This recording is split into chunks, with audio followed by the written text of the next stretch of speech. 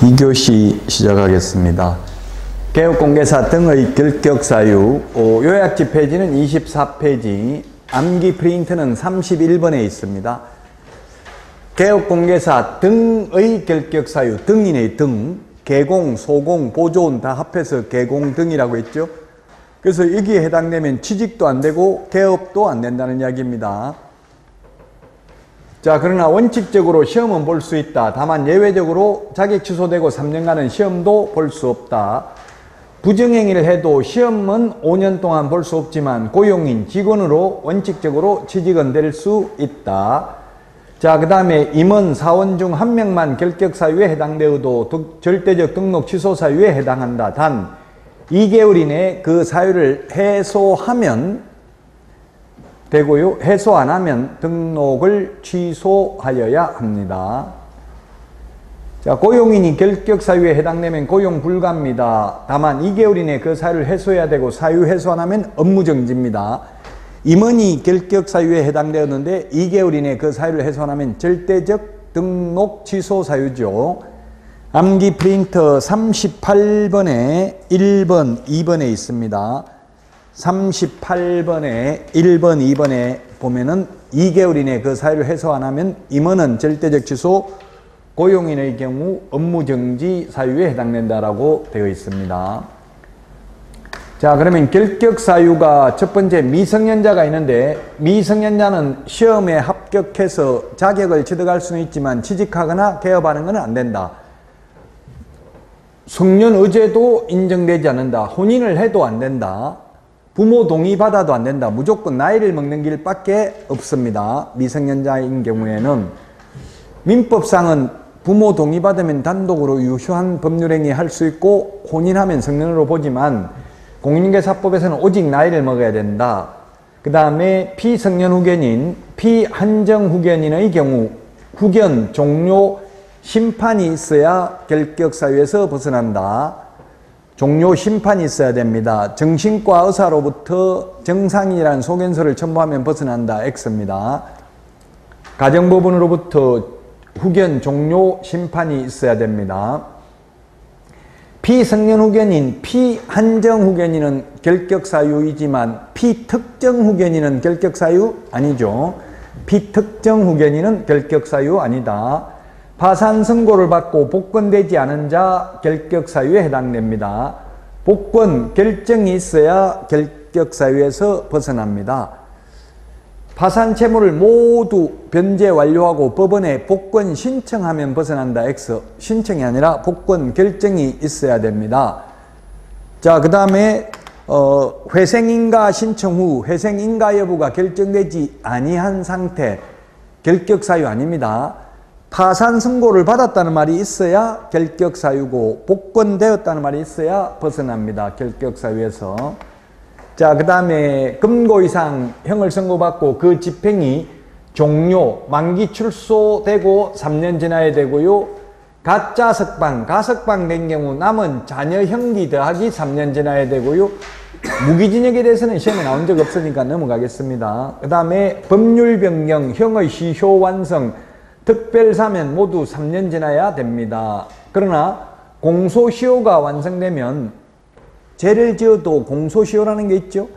옛날에는 살인죄의 공소시효가 옛날에는 15년이었습니다. 그럼 살인을 해도 15년만 지나면 잡혀도 처벌 안 받았습니다. 옛날에는. 그래서 공소시효가 완성되면 처벌 안 받기 때문에 결격사유 아니다. 특별사면은 3년 지나야 되는데 일반 사면은 즉시 벗어나죠.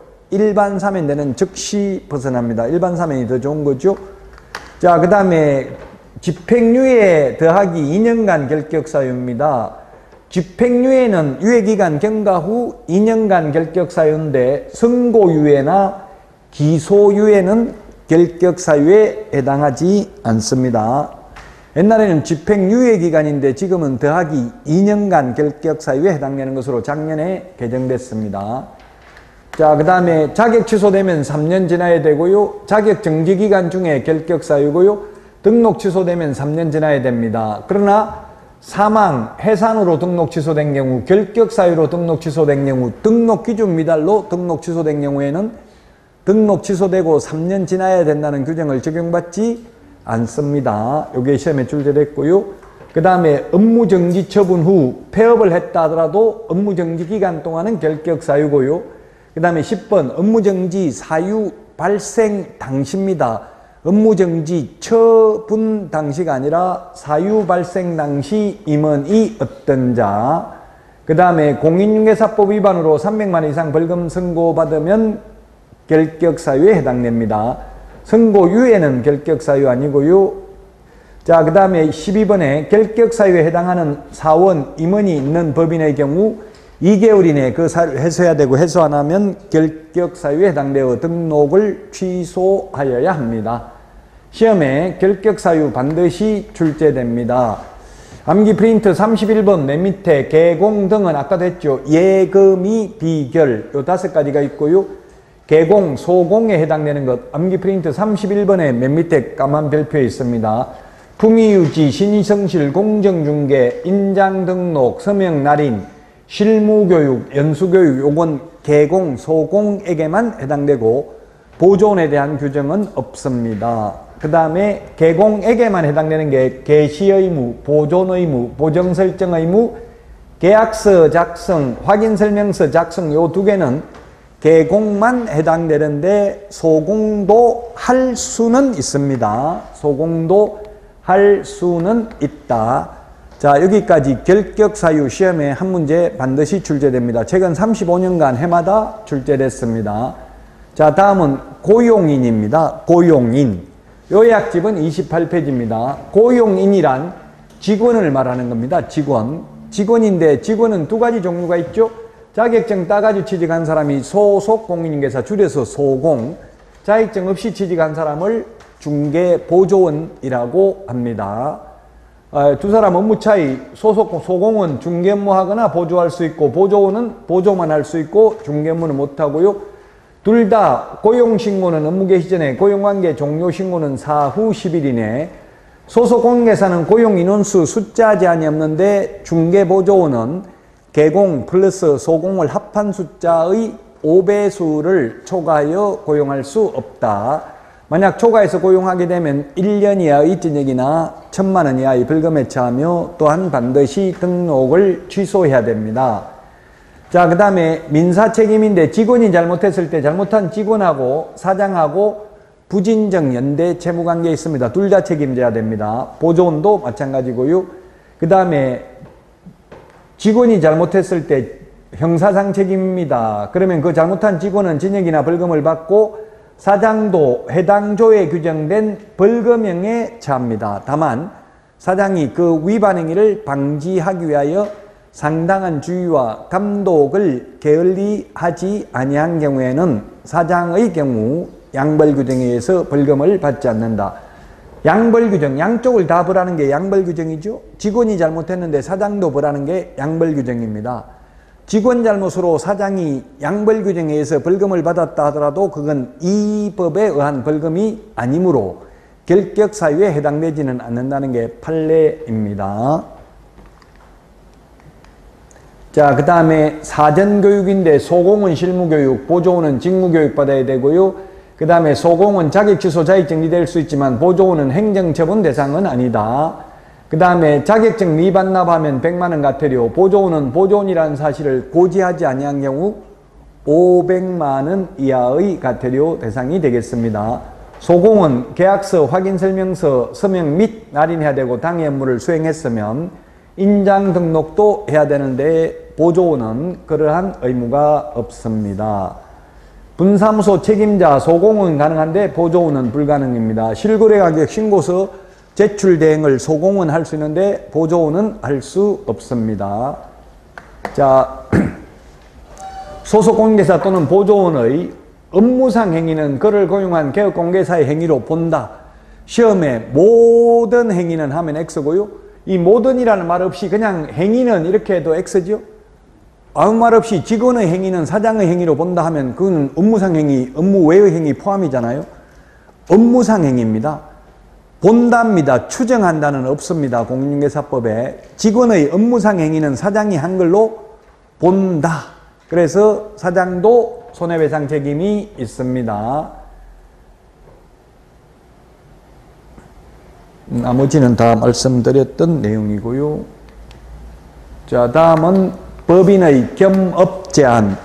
요약집은 31페이지, 암기 프린터는 24번에 있습니다.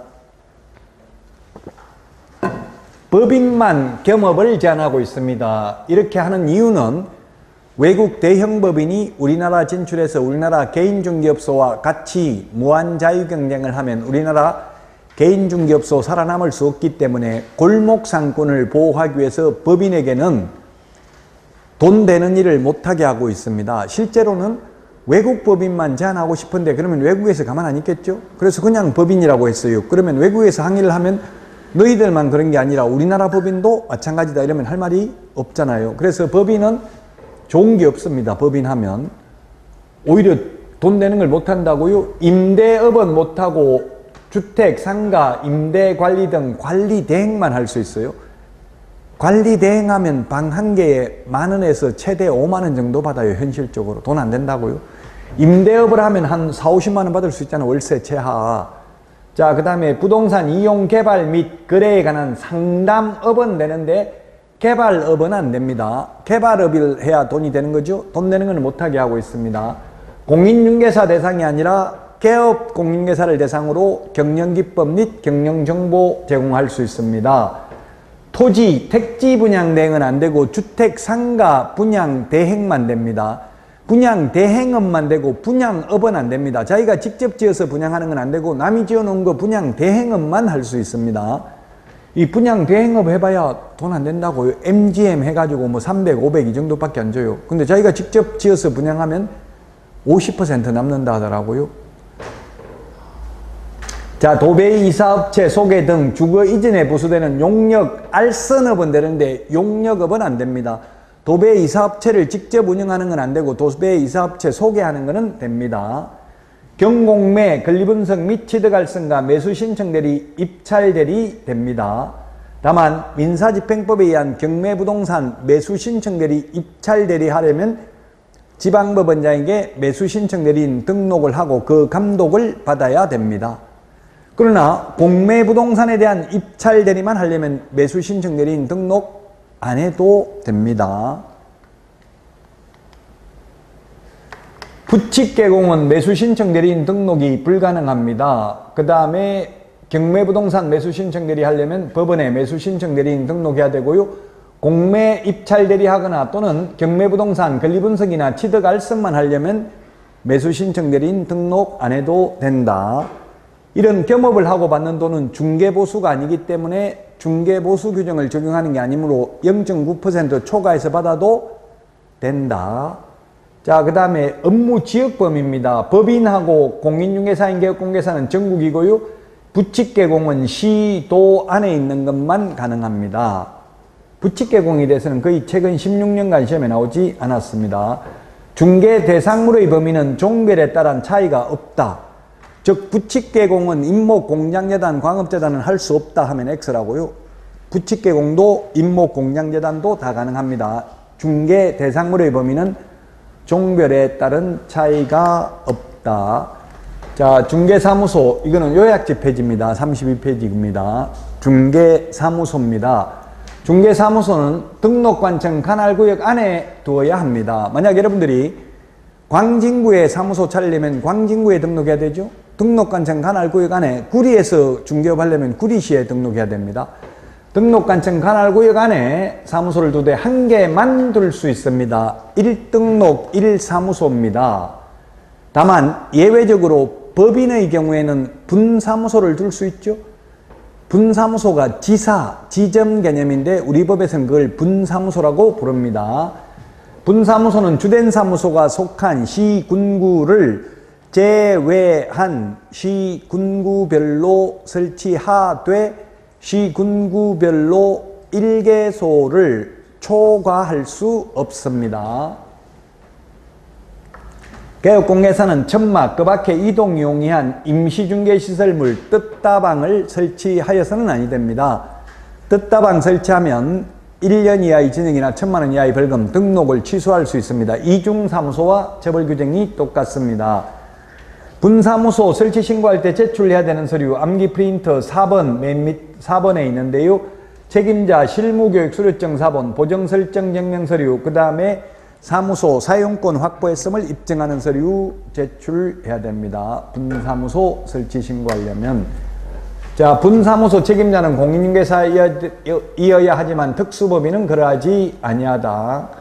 자, 암기 프린트 4번에 세 번째 까만 별표에 있는데 분사무소 설치 신고, 이전 신고, 휴업 신고, 인장 등록 전부 다 어디다 해야 된다? 주된 사무소 등록관청에 합니다. 다만 그 암기 프린트 4번 맨 마지막에 보면은 분사무소에서 중개 행위를 한 경우 주택에 대한 중개보수는 분사무소 관할 시도조례죠. 그 다음에 분사무소에 대한 지도감독은 둘 다 가능이라고 적어놨습니다. 둘 다란 주된 사무소 등록관청도 가능하고 분사무소 소재지 시장군수구청장도 가능하다는 이야기입니다. 자, 분사무소 설치 신고를 받은 등록관청은 신고 내용이 적합한 경우 분사무소 설치 신고 확인서를 교부하고 분사무소 설치 신고 확인서를 7일 이내에 교부합니다. 7일 이내에 그 분사무소를 설치하고자 하는 지역을 시장군수구청장에 통보해야 된다 했는데 7일 이내 통보가 아니라 지체 없이 통보입니다. 지체 없이. 분사무소 설치 신고 확인서 교부가 7일 이내입니다. 7일은 암기 프린트 39번에 정리되어 있습니다. 자, 그 다음에 4번에 분사무소 설치 신고 시 자격증 4번을 제출해야 된다 했는데 4번 제출하지 않습니다. 암기 프린트 51번에 1번부터 5번까지 있습니다.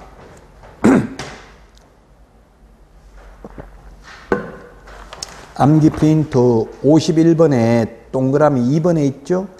1번부터 3번 자격증 미제출이라고 되어 있잖아요. 암기 프린트 51번에 동그라미 2번. 자, 그 다음에 5번. 중개사무소를 공동으로 사용하고자 하는 개업공개사는 개설 등록 또는 이전 신고할 때 그 사무소 건물주 승낙서를 첨부를 해야 된다 했는데 건물주 승낙서가 아니라 그 사무소를 사용할 권리가 있는 다른 개업공인중개사 승낙서를 첨부해야 됩니다. 업무 정지 기간 중에는 공동으로 사용할 수 없습니다. 자, 사무소 이전 신고입니다. 옮기고 나서 10일 이내 이전 후 등록관청에 신고해야 됩니다. 관할구역 외의 지역으로 이전한 경우에는 역시 이전 후 등록관청에 신고해야 됩니다. 이전 신고할 때 첨부해야 되는 서류가 등록증, 사무소 확보 증명서류 2개입니다. 암기 프린터 16번에 16번이 아니고 18번에 맨 밑에 적어놨네요. 18번에 맨 밑에 까만 별표 세 번째 까만 별표에 있습니다. 맨 밑에서 세 번째 까만 별표 이전 신고할 때 제출해야 되는 서류 2가지, 송부해야 되는 서류는 3가지죠.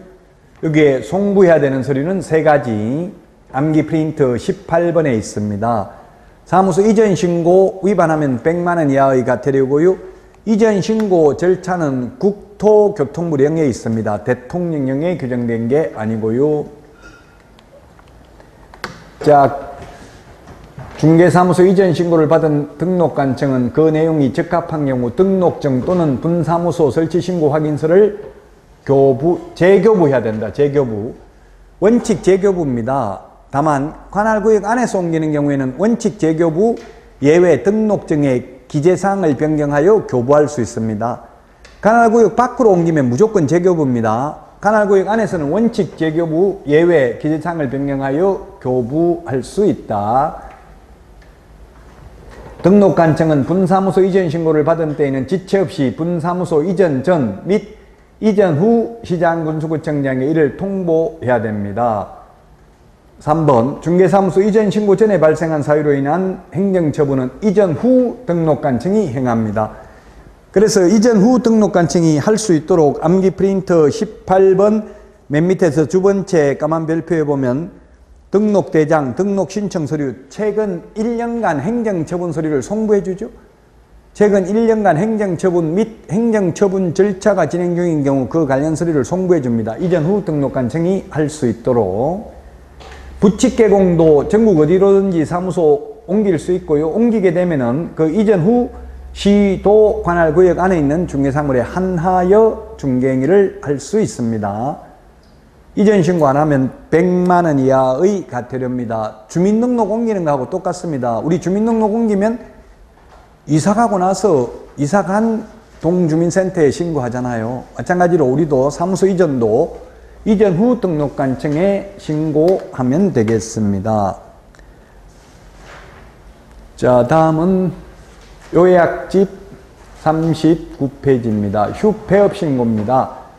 휴폐업은 3월 초과하는 휴업, 그리고 등록 후 업무 개시하지 않는 경우도 포함합니다. 폐업 또는 재개 신고 전부 다 미리 해야 됩니다. 미리 사전 신고해야 됩니다. 하고자 하는 때잖아요. 사전에 신고를 해야 된다.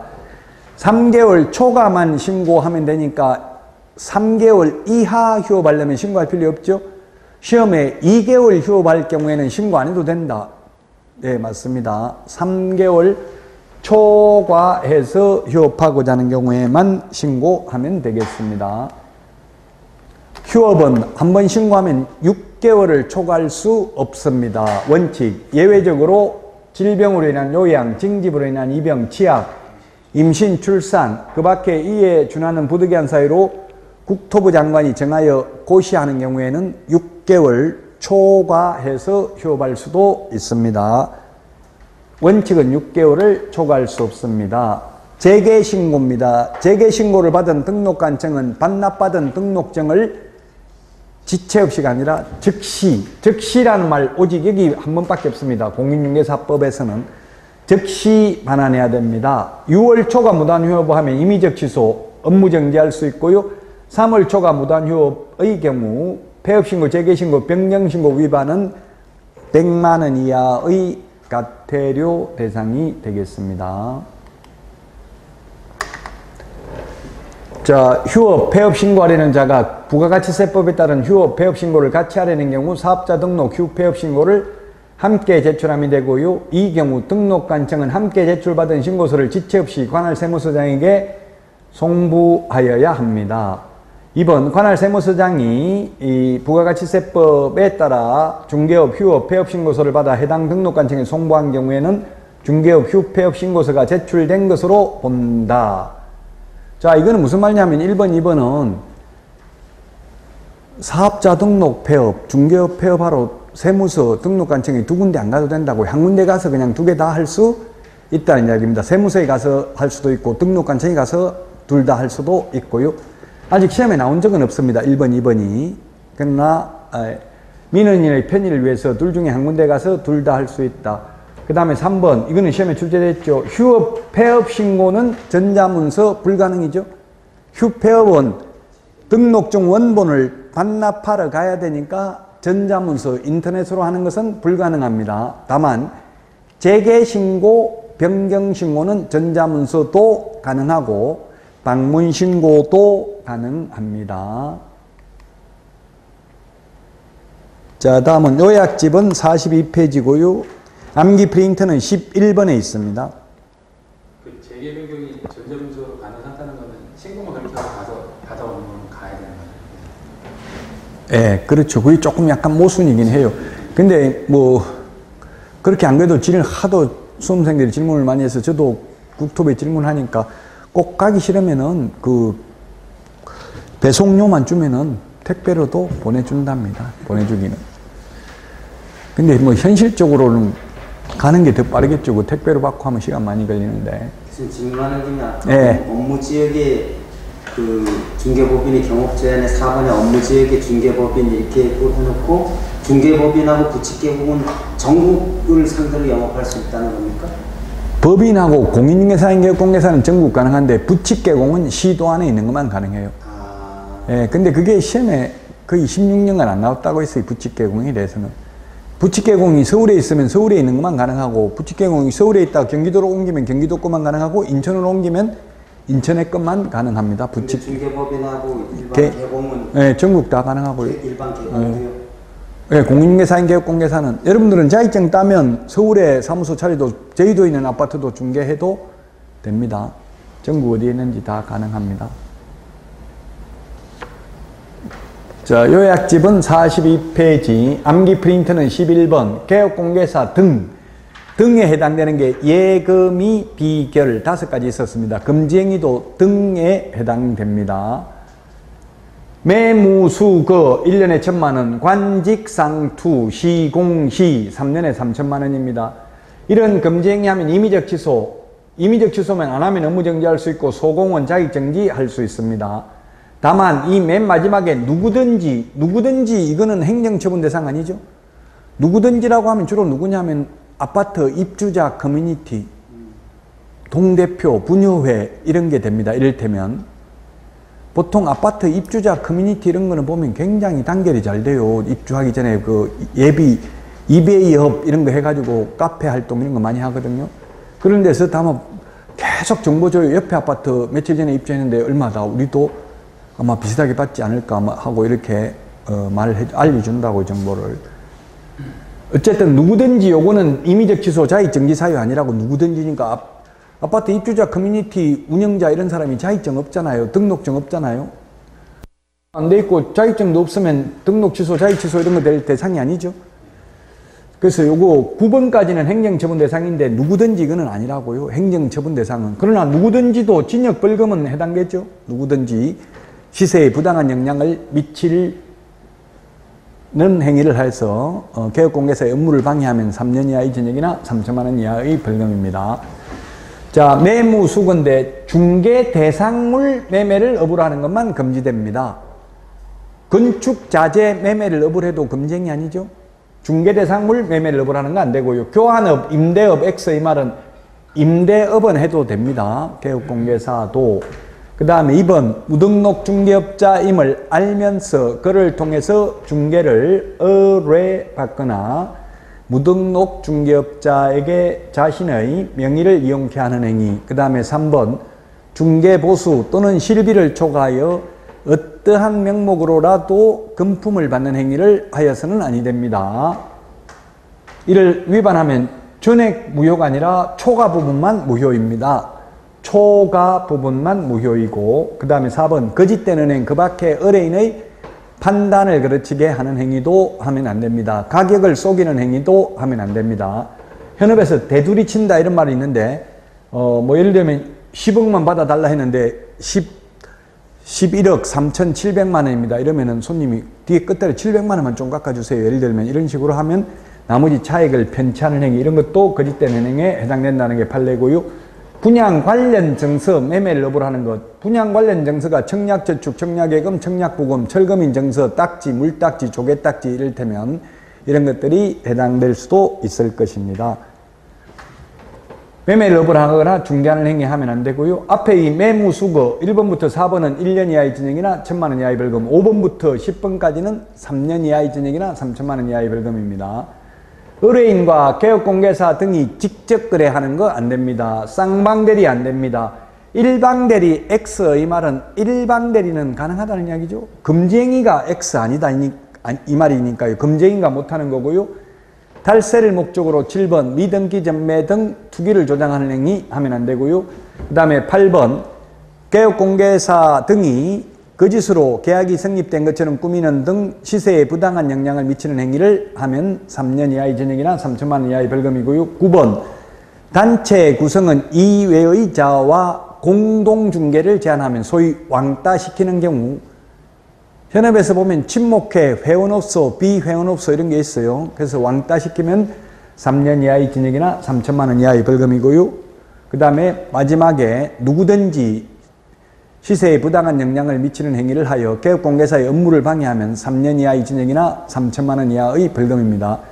분유회에서 몰려와가지고 착한 용인 같은 데 보면 착한 공인중개사 인증서를 주고 분유 회원들에게 우리 분유회에서 준 착한 인증서가 걸려있는 중개업소로만 이용해라 이런 식으로 담합을 하는 행위 3년 이하의 징역이나 3천만 원 이하의 벌금입니다. 시험에 반드시 출제됩니다. 최근 20년간 해마다 출제됐습니다. 금지행위, 하면 안 되는 행위입니다. 매무수거, 관직상투, 시공시 10개입니다. 10개. 암기 프린트 11번에 있으니까 반드시 암기를 해야 됩니다. 자, 중개보수를 몰라가지고 모르고 더 받았다. 처벌받아야 안 받아요? 처벌받죠? 어느 누구도 법을 몰랐다고 간주되지는 않습니다. 자, 그 다음에 매매를 중개한 개업공개사가 다른 부동산을 당해 부동산을 다른 개업공개사의 중개를 통하여 임차하는 행위는 금지행위에 해당한다 했는데, 다른 중개업소를 통해서 거래하는 것은 직접 거래가 아니다. 기출문제 지문이고요. 자, 그 다음에 직접 거래하면 1년에 1,000만 원이 아니라 3년에 3천만 원이고요. 그 다음에 기출문제 지문입니다. 4번 제3자에게 부당한 이익을 얻게 할 목적으로 거짓으로 거래가 완료된 것처럼 꾸미는 등 시세에 부당한 영향을 줄 우려가 있는 행위를 하면 3년에 3천만 원이고요. 단체 구성은 2회이자와 공동중개하면 3년에 3천만 원이죠. 매무수거 1년에 1,000만 원, 관직상투 시공시 3년에 3천만 원입니다. 기출문제 이런 식으로 출제됐었습니다. 자, 다음은 14번 요약집은 44페이지 부동산 거래 질서 교란행위 신고센터 운영 절차입니다. 원래 신고센터는 국토부 장관이 운영을 해야 되는데 지금 한국부동산원에 위탁을 했습니다. 그래서 이 신고센터가 한국부동산원인데요. 한국부동산원이 신고를 접수하려면 먼저 운영규정을 정해서 국토부 장관 승인을 받아야 되고요.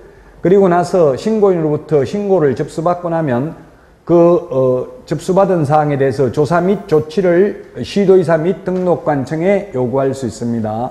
그럼 시도의사 및 등록관청은 신속하게 조사 및 조치를 완료하고 10일 이내 그 결과를 신고센터에 통보해야 되고요.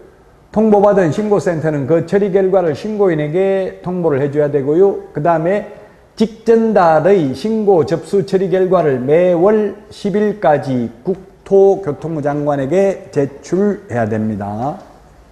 부동산 거래 질서 교란행위 신고센터 운영 절차입니다. 자, 그래서 신고센터는 매월 15일까지, 15일이 아니고 며칠까지라고 했어요? 10일까지 직전달의 신고사항 접수 처리 결과를 국토부 장관에게 제출해야 된다. 한국부동산원은 신고센터의 업무 처리 방법, 절차 등에 관한 운영 규정을 정하여 국토부 장관 승인받아야 되고요. 그 다음에 국토교통부 장관은 신고센터의 업무를 공인중개사 협회에 위탁할 수 있다 했는데 한국부동산원에 위탁할 수 있습니다. 지금 현재 한국부동산원에 위탁이 되어 있습니다. 자, 다음은 요약집은 47페이지 거래계약서 필요적 기재사항입니다. 암기해야 됩니다. 인물계약금 인권조교, 인물계약금 인권조교 9가지입니다. 암기 프린트 9번에 있습니다. 암기 프린트 9번하고 지금 여기하고는 순서 9번 요게 조금 순서가 바뀌어 있는데요. 암기 프린트 그냥 9번대로 하겠습니다. 인물계약금 인권조교 계약서 필요적 기재사항입니다. 그 다음에 암기 프린트 10번에 있는 부동산 등기 특별조치법상 필요적 기재사항 요거는 시험에 거의 안 나왔습니다. 당모가지 개대가리 중의조한다. 암기 프린트 10번에 있습니다. 시험에는 암기 프린트 10번은 거의 출제되지는 않았습니다. 자, 기출문제 지문입니다. 협회가 표준계약서 사용을 권장할 수 있다. X입니다. 협회가 아니라 누가 국토교통부 장관이 표준 서식을 정해서 그 사용을 권장할 수 있습니다. 시험에 국토교통부 장관인데 협회는 시도의사는 등록관청은 표준 서식 정해서 사용을 권장할 수 있다. X로 출제됐습니다. 국토부 장관이 사용을 권장할 수 있고요. 그 다음에 계약서는 5년 보존해야 된다. 예, 그렇습니다. 암기 프린터 41번에 보면 암기 프린트 41번에 3, 4, 5, 6 41번에 3, 4, 5, 6 5년 보존하는 게 4가지가 있고요. 그 다음에 46번에 7번, 8번에 보면은 3년 보존해야 되는 게 2가지가 있습니다. 3년 보존 2가지, 5년 보존 4가지 있습니다. 암기해야 됩니다. 5년 보존입니다. 공인중개사법상 5년 보존 요것밖에 없고요. 나머지는 매수 신청 대리 관련 서류 5년 보존이죠. 그 다음에 중개보조원이 개업공개사와 함께 계약서에 서명 및 날인을 해도 법령 위반은 아니다. 위반은 아니다라고 시험에 출제했어요.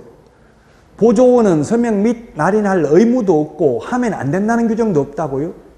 해석상 서명 및 날인을 개업공개사와 함께 해도 법 위반은 아니다. 왜냐하면 우리 민법에 보면 법 해석 순서에 합목적성이라는 게 있습니다. 법 제정 목적에 합당하도록 해석해야 됩니다. 우리 법 제정 목적이 뭡니까? 궁극적으로 국민경제에 이바지, 그게 다른 말로 하면 공공복리, 국민재산권 보호거든요. 국민들 보호하려면 보조원이 도장을 안 찍어도 되는데 한 명 더 찍었다고 해서 국민들이 피해보는 것은 없죠. 그 보조원이 그 행위를 했다는 걸 입증함으로 최소한 보조원에게 민사상 책임을 물을 수도 있겠죠. 그래서 보조원은 도장 찍을 의무는 없지만 찍었다 하더라도 위반은 아니다. 물론 사장하고 같이 찍었다면, 물론 사장은 안 찍고 보조원만 도장 찍는 건 위반이죠. 함께 찍는 것은 위반은 아닙니다. 자, 계약서 작성에 대해서도 시험에 한 문제는 출제되고요. 이게 확인 설명 의무가 이게 추가됐습니다. 4가지 주택임대차의 경우 추가됐습니다. 확인 설명해야 될 내용, 기권, 예공, 상태, 환지세 9가지입니다. 9가지. 거기에다 주택임대차의 경우 이게 추가됐다. 이게 중요하죠. 관리비계획과 그 산출 내역, 그 다음에 주택임대차보호법 제3조 2.7에 따른 임대인의 정보 제시 의무, 임대인의 정보 제시 의무 및 같은 법 제8조에 대한 보증금 중 일정액 보호에 관한 사항, 정보 제시 의무 이게 확정일자 부여 현황 정보입니다. 이거고요. 그 다음에 제8조가 최우선 면제 받는 겁니다. 지금 서울에서 1억 6,500만 원 이하인 경우 5,500만 원까지 최우선 면제 받는 거, 이런 거 해야 되고요. 그 다음에 전입세대 확인서 열람 또는 교부에 관한 사항, 그 다음에 민간임대주택 특별법에 따른 임대보증금에 대한 보증에 관한 사항, 중개사물인 주택이 민간임대주택인 경우에만 한한다. 민간임대주택은 보증보험 의무적으로 가입해야 되고요. 그 보증료를 75%는 주인이 부담하고 25%는 세입자가 부담합니다. 민간임대주택 특별법에 의한 민간임대주택인 경우. 자, 확인 설명은 중개 의뢰 받은 경우 중개 완성 전에 설명해야 되고요. 확인 설명서 작성 교부는 계약서 작성 시에 확인 설명서 작성을 해서 교부해야 되고요. 그 다음에 확인 설명은 취득 의뢰인에게만 설명하면 되고, 설명서 교부는 거래 당사자 쌍방에게 해야 됩니다. 확인 설명할 때는 근거 자료를 제시해야 됩니다. 그 다음에 확인 설명서 교부할 때 서면은 근거 자료를 교부하는 게 아니라 확인 설명서 서식 주거용 1, 비주거용 2, 그 해당 서식을 교부해야 됩니다. 그리고 3년 보존해야 되고요. 확인 설명이나 확인 설명서 작성은 개업공개사가 원래 해야 되는데 소공도 할 수는 있습니다. 자, 위반 시제재입니다. 확인 설명을 하지 않거나 잘못하면 개공은 500만 원 같으려 소공은 자격정지 사유입니다. 그런데 개업공개사가 확인 설명서를 작성 교부하지 않는 경우 업무정지고, 소속 공개사는 작성 교부 보존할 의무는 없습니다. 서명 및 날인 의무를 위반한 경우에는 개공은 업무정지, 소공은 자격정지 사유에 해당됩니다.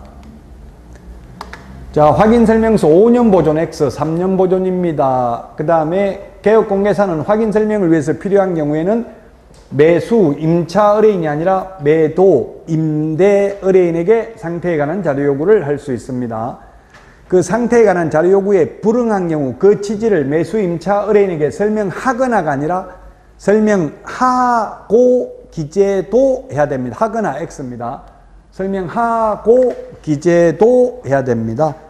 자, 여기까지 하고 개시 의무부터는 쉬었다가 하도록 하겠습니다.